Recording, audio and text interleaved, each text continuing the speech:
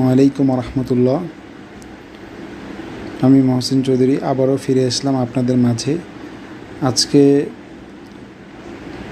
ইসলাহ সিরিজের 7 দিনের পরিকল্পনা ভিডিওর মধ্যে আজকে প্রথম দিন আমরা আলোচনা করব নিয়ত ঠিক করা।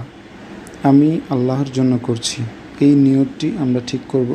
কারণ আমরা কথায় আচার আচরণে ব্যবহারে আমরা আসলে বলতে গেলে, জিজ্ঞেস করতে গেলে এটা বলে ফেলি যে আমি এটার জন্য করছি, আমি ওটার জন্য করছি, আমি এটার জন্য দিয়েছি, ওটার জন্য দিয়েছি। কিন্তু আসলে আমাদের বলতে হবে আমরা আল্লাহর জন্য করেছি, আল্লাহর জন্য দিচ্ছি, আল্লাহর জন্য দিয়েছি।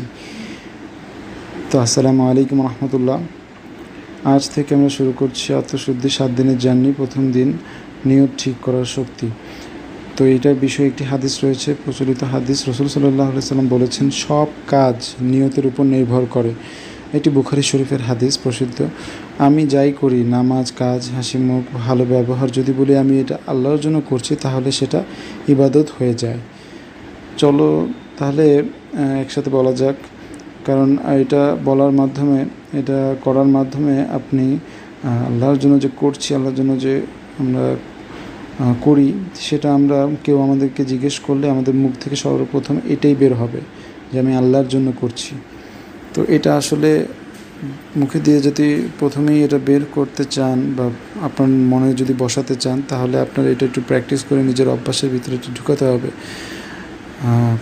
তো আমি এটা সকালে আমি চেষ্টা করি, আমি নিজেও এটা ট্রাই করি যে আমি যে কাজটা করব সেটা চিন্তা করে আমি বলি যে আমি আজকে এই কাজটা করব, আমি আল্লাহর জন্যই করব, আল্লাহ সন্তুষ্টির জন্যই করব। আমি এই কাজটা আল্লাহ সন্তুষ্টির জন্যই করি। আমি যা কিছু করি আল্লাহ সন্তুষ্টির জন্যই করি। আমি আজকে আল্লাহ সন্তুষ্টির জন্যই করছি। তো এই কথাগুলো আমি বারবার বলি। বলার পরে তারপর দেন কেউ যদি আমাকে জিজ্ঞেস করে, তাহলে আমার মুখে দিয়ে সবার আগে এটাই বের হবে ইনশাআল্লাহ যে আমি আল্লাহর জন্যই করেছি।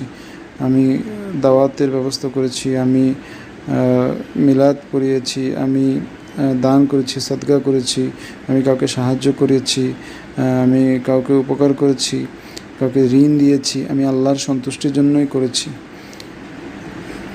তো আসলে আপনিও অন্তত 5টা কাজ আজকে এই নিয়ত করুন যে আপনি আল্লাহর জন্য করবেন, লোক দেখানোর জন্য নয়।